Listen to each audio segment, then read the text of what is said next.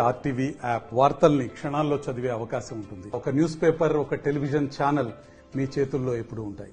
2 మాసాలు అలుపెరగకుండా ప్రజల్లోకి వెళ్లి ఎన్నికల పోరులో రణరంగంలో తనదైన పాత్ర పోషించారు ఇటు కార్యకర్తలు, అలాగే భారతీయ జనతా పార్టీ జాతీయ ప్రధాన కార్యదర్శి కరీంనగర్ ఎంపీ బండి సంజయ్.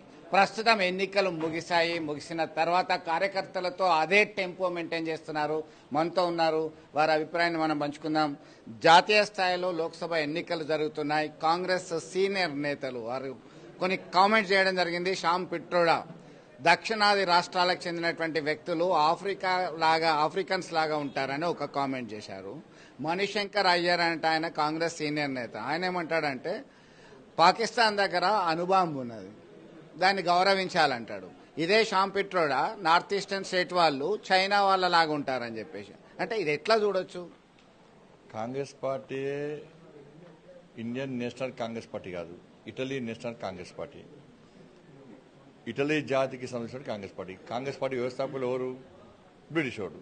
కాబట్టి వాళ్ళు కామన్గా ఈ దేశం పట్ల కాంగ్రెస్ పార్టీ నాయకులు కసి పెంచుకుంటారు. ఈ దేశం పట్ల భక్తిభావం వాళ్ళకు ఉండదు. అందుకే పక్క దేశం దగ్గర అనుభవం ఉంటే చాలా సంతోషపడతారు. పక్క దేశం పోయి ఈ దేశాన్ని ఉన్నటువంటి కల్చర్ని కానీ, సనాతన ధర్మాన్ని కానీ, సంస్కృతి సంప్రదాయాలు కానీ, ఈ దేశ పౌరులను కానీ అవమానపరిచే విధంగా మాట్లాడడం వాళ్ళకి ఆనవాయితీ అయిపోయింది. వాళ్ళకి రాహుల్ గాంధీ అనే వ్యక్తే ఇతర దేశ గడ్డ మీదకి పోయి ఇక్కడ ప్రధానమంత్రి గారిని ఇక్కడ దేశాన్ని కించపరిచే విధంగా వ్యాఖ్యలు చేసినప్పుడు వాళ్ళ నాయకులు సేమ్ అదే విధంగా వ్యాఖ్యలు చేస్తారు. అందుకే ప్రజలు గుణపాఠం చెప్పబోతున్నారు.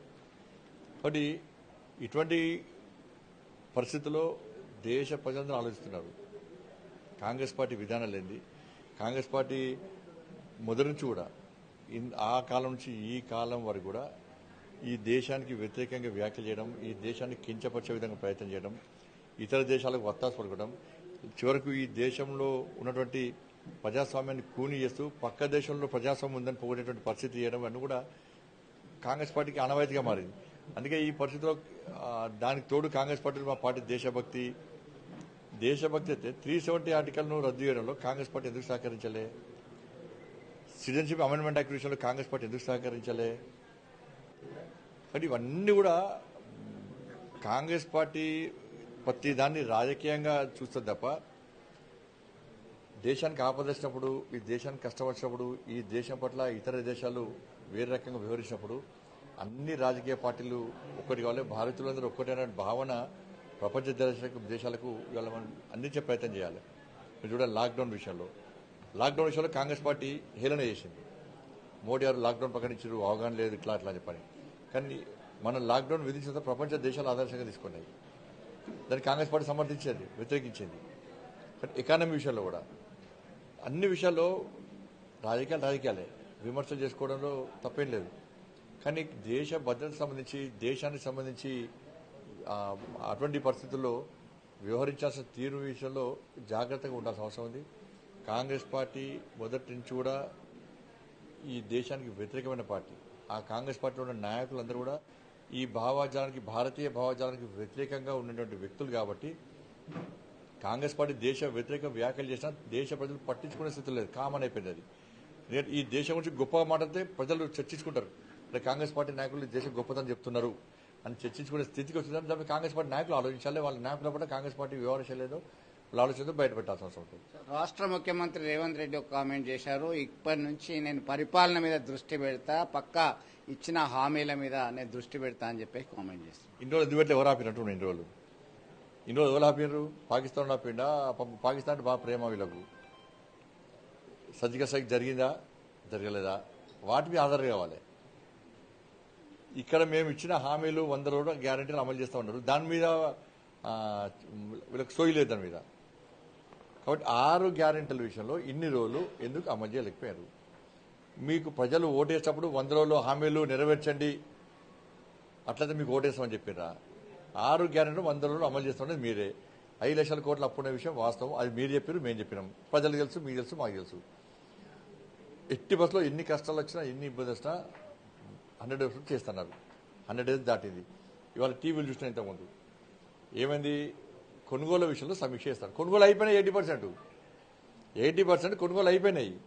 తరుగు తాలు తేమ లేకుండా కొంటున్నారు. ఎంతమంది కొన్నారు? మీరు బోనస్ ఇస్తున్నారు పంట అయిపోయింది, ఇప్పుడు కొనుగోలు అయిపోయింది, పంట అయిపోయింది, ఎంతమంది బోనస్ ఇచ్చారు? దాని మీద ఇన్ని రోజులు సమీక్ష ఎందుకు చేయలేదు? కొనుగోలు ప్రారంభించే ముందు సమీక్ష చేయడానికి మీకున్న ఇబ్బంది లేదు.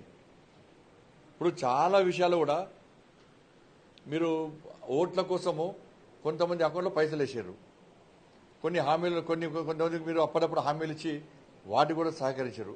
ఎక్కడ భారతీయ జనతా పార్టీ ఆపలే, ఎన్నికల కమిషన్ ఎక్కడ ఫిర్యాదు చేయలే. మరి బోనస్ ఎందుకు వెళ్ళకపోయారు? మీరు ప్రతి గింజను కటింగ్స్ లేకుండా ఎందుకు కొనలేకపోయారు? వాటి విషయంలో ఎందుకు మీరు స్పష్టత వ్యక్తం చేయకపోతున్నారు?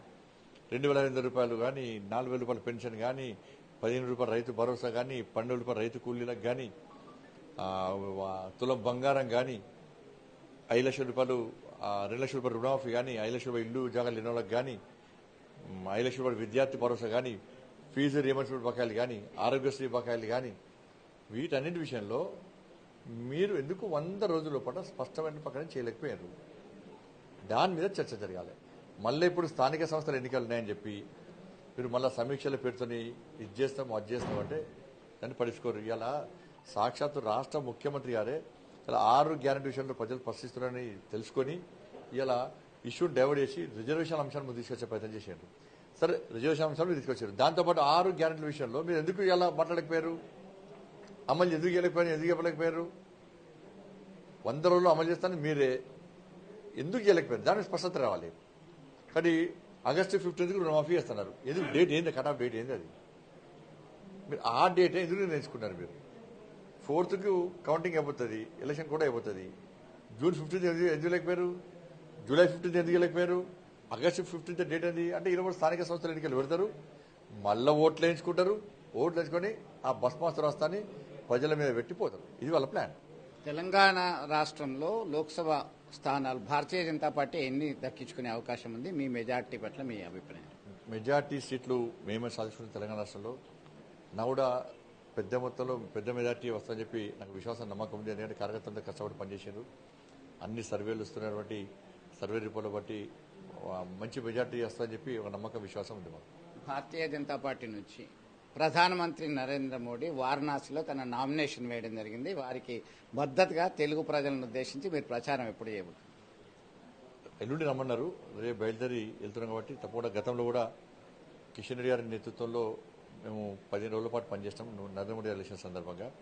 తెలుగు వాళ్ళు కాశీలో తెలుగు వాళ్ళు ఎక్కువ ఉంటారు కాబట్టి రేపు కూడా కిషన్ రెడ్డి గారు వెళ్తున్నారు, నేను వెళ్తున్నాను. తప్పకుండా ప్రచారం చేసి వారికి మద్దతుగా ప్రచారం చేసే ప్రయత్నం అదృష్టంగా భావిస్తాను.